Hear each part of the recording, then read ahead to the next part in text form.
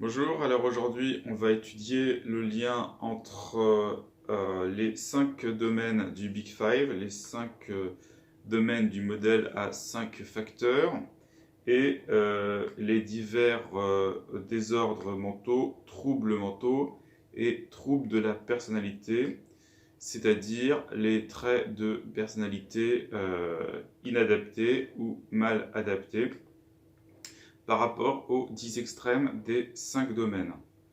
Donc on va prendre les domaines les uns après les autres en commençant par le domaine de l'extraversion. Donc l'extraversion et son contraire, l'introversion.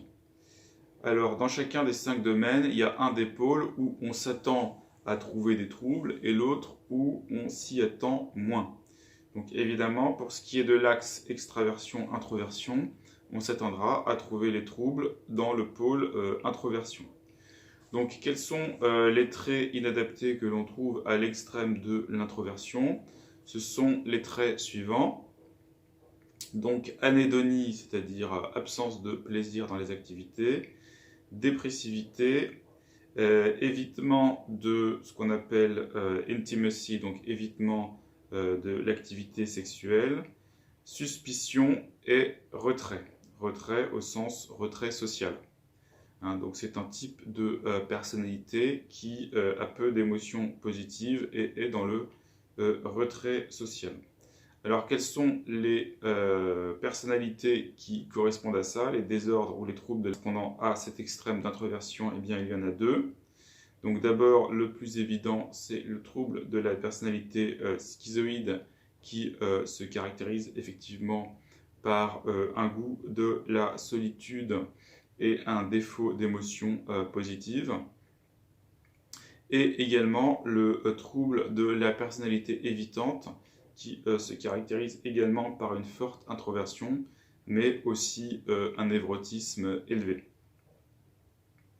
Alors de l'autre côté, il se trouve qu'on va aussi avoir des troubles, même si ces troubles sont moins évidents, puisque du côté de l'extraversion, eh bien, on va avoir des personnes qui ressentent trop d'émotions positives, qui font trop d'activités et qui sont trop sociales. Donc qu'est-ce que ça peut donner comme extrême? Ça peut donner des défauts, des traits mal adaptés comme l'exhibitionnisme, la recherche d'attention, la recherche d'excitation et la recherche d'activités sexuelles. Et ceci peut correspondre à ce qu'on appelle le trouble de la personnalité histrionique, c'est-à-dire une personnalité qui a besoin de beaucoup se mettre en avant et d'attirer l'attention à elle de manière systématique. Alors si on passe maintenant à l'axe ouverture-fermeture, donc le deuxième axe du Big Five, eh bien on va trouver des traits négatifs dans la fermeture d'esprit, et ces traits négatifs sont les suivants. Le dogmatisme, donc le fait d'être fermé à de nouvelles idées, et également le fait d'être ce qu'on appelle en anglais constricted, c'est-à-dire d'être renfermé, de ne pas être ouvert à de nouvelles expériences.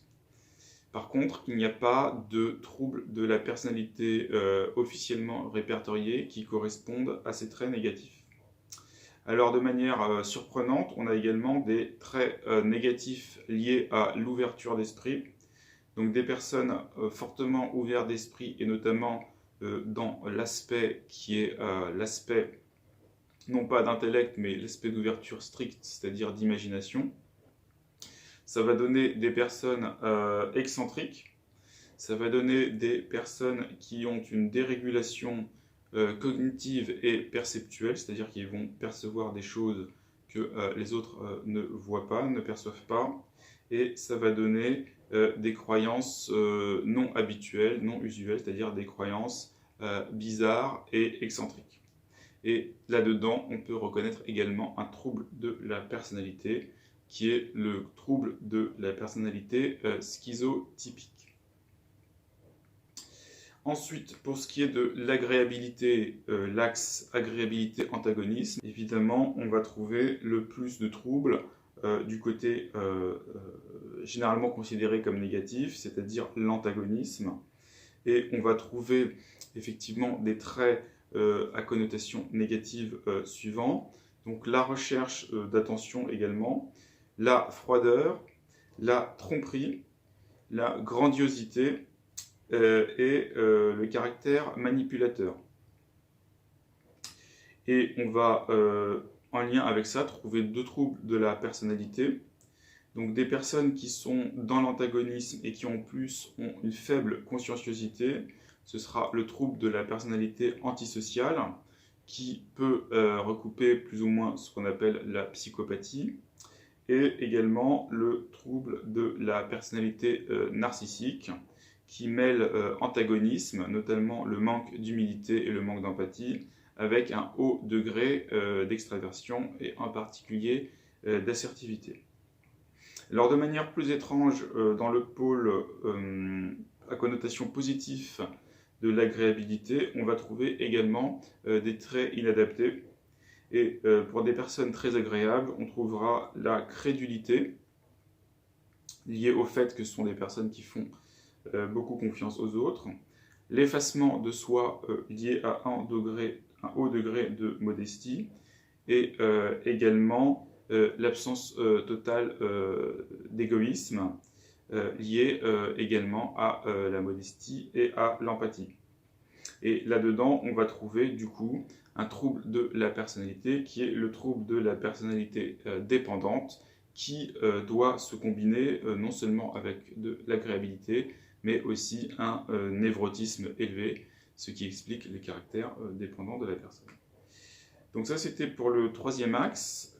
Quatrième axe, l'axe conscienciosité et désinhibition. Donc là, évidemment, on va trouver d'abord du côté désinhibition les traits inadaptés. Et ces traits, il y en a 4. Donc le caractère distrait, qu'on pourrait appeler distractibilité, l'irresponsabilité, l'impulsivité et la prise de risque. Et ça va correspondre également à un trouble de la personnalité proche de la psychopathie, qui est le trouble de la personnalité antisociale, qui se caractérise, comme on l'avait dit, par une faible conscienciosité alliée à une faible agréabilité. De manière plus surprenante, on va trouver du côté d'une conscienciosité élevée, également des traits inadaptés. On peut en lister au moins deux. Le perfectionnisme rigide et ce qu'on appelle en anglais workaholism, c'est-à-dire l'obsession du travail, la manie du travail. Et au niveau du trouble de la personnalité, on reconnaîtra une personnalité obsessionnelle compulsive. Enfin, pour ce qui est du névrotisme, c'est-à-dire de tout ce qui est angoisse et irritabilité, on va avoir effectivement une majorité de traits négatifs du côté du névrotisme, mais aussi un certain nombre de traits négatifs du côté de son inverse, de son opposé, à savoir la stabilité émotionnelle. Donc au niveau du névrotisme, qui est le principal prédicteur des troubles mentaux, on va avoir l'anxiété, les changements émotionnels, l'hostilité, l'insécurité de séparation, la peur de la séparation, et la tendance à être soumis. Et on va avoir principalement comme trouble le trouble de la personnalité borderline, et on va également trouver par exemple le trouble de la personnalité dépendante, comme on l'avait dit, combiné avec l'agréabilité, ou le trouble de la personnalité évitante combiné avec l'introversion. Pour ce qui est de la stabilité émotionnelle, donc il ne va pas y avoir un trouble de la personnalité particulièrement lié à cela, mais il y a des traits inadaptés, comme une affectivité restreinte, c'est-à-dire un affect relativement plat, et également un sentiment d'invulnérabilité qui peut se révéler dangereux. Voilà, donc pour résumer, les pôles les plus problématiques, eh bien les pôles les plus problématiques, ça va être évidemment l'introversion. Ensuite, de manière un peu surprenante, ça va être plutôt du côté ouverture d'esprit qu'on va trouver des troubles. Évidemment, troisièmement, du côté de l'antagonisme, avec des personnalités antisociales et narcissiques. Du côté d'une faible conscienciosité également, avec également les personnalités antisociales. Et évidemment, du côté du névrotisme, tout ce qui est anxiété, avec des personnalités borderline, des personnalités évitantes et des personnalités dépendantes. Voilà, merci.